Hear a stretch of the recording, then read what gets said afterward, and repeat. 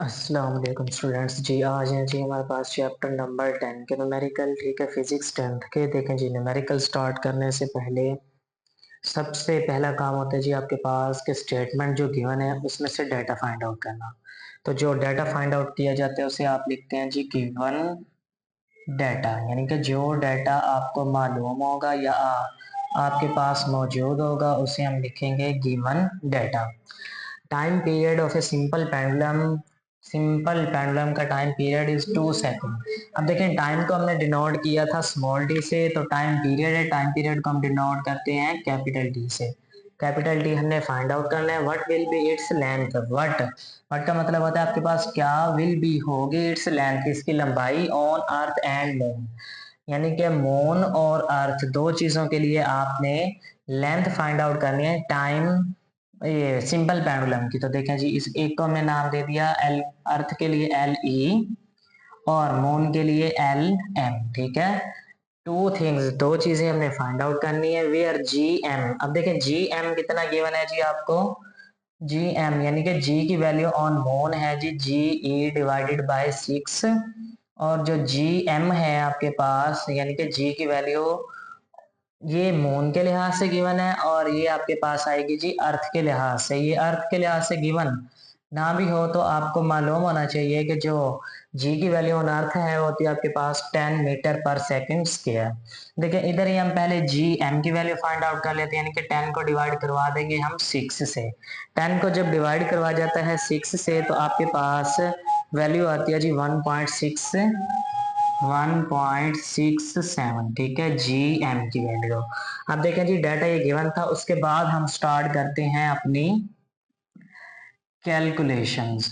ठीक है, अब कैलकुलेशन स्टार्ट करते हुए सबसे पहला काम होता है कि फार्मूला अप्लाई करना। हम देखें कुछ लोग अपना गिवन डाटा, फिर टू प्रूफ जो चीज फाइंड आउट करनी होगी, फिर फार्मूला लिखेंगे।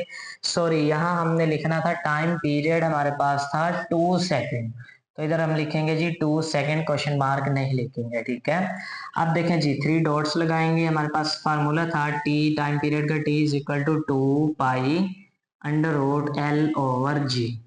अब देखें जी कि आपने फाइंड आउट करनी है लेंथ। ठीक है, लेंथ होने मून और लेंथ होने अर्थ, तो एल फाइंड आउट करने आपने। एल फाइंड आउट करने के लिए अब देखें पहले आपको फार्मूला ड्राइव करना पड़ेगा, यानी कि आपके पास एल जो है वो है रूट में मौजूद, तो आप करेंगे लिखेंगे जी बाय स्केयरिंग, या आप प्रॉपर भी लिख सकते हैं taking square on both side, दोनों तरफ स्केयर लेने से। ये बनेगा जी आपके पास टी स्केयर, ये बनेगा 2 pi under root L over g का स्केयर।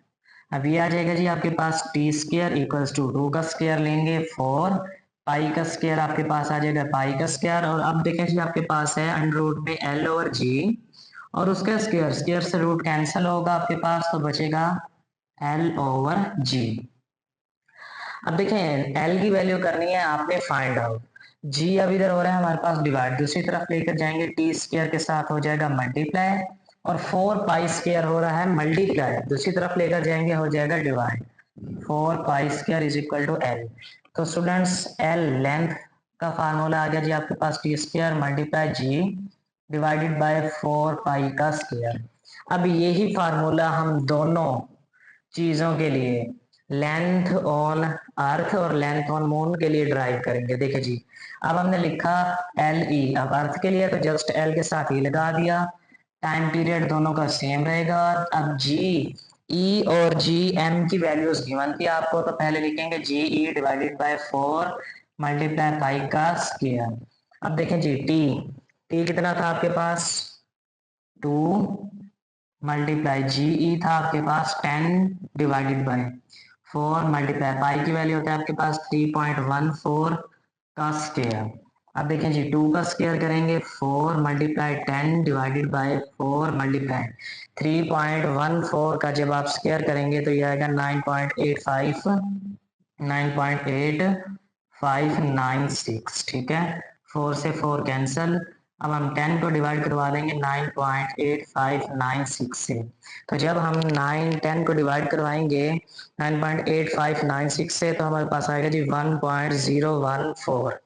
ठीक है, 1.014। अब ये था एल ई यानी कि लेंथ, तो लेंथ का यूनिट होता है आपके पास मीटर, तो मीटर के लिए आप क्या लगा देंगे, स्मॉल एम, ये आ जाएगा जी आपके पास लेंथ ऑन ए अर्थ। अब एक चीज आ गई, इसको हम ए पार्ट का नाम और दूसरे को हम बी पार्ट का नाम भी दे सकते हैं, ठीक है। अब देखें जी, हमने फाइंड करनी है एल एम की वैल्यू, तो अब हम क्या लिखेंगे, टी स्क्र, वैसे जस्ट जी ई की जगह हम क्या कर देंगे, G M divided by 4 pi square, वैसे ही आ जाएगा आपके पास, ठीक है। अब देखें जी, टी था हमारे पास 2 का स्क्वायर, जी एम था जी हमारे पास आया 1.67 डिवाइडेड बाय 4 मल्टीप्लाई 3.14 का स्क्वायर। 2 का स्क्वायर करेंगे 4 मल्टीप्लाई 1.67 डिवाइडेड बाय 4 मल्टीप्लाई 3.14 का हम स्क्वायर करेंगे तो हमारे पास आएगा जी 9.8596। 4 से 4 कैंसल।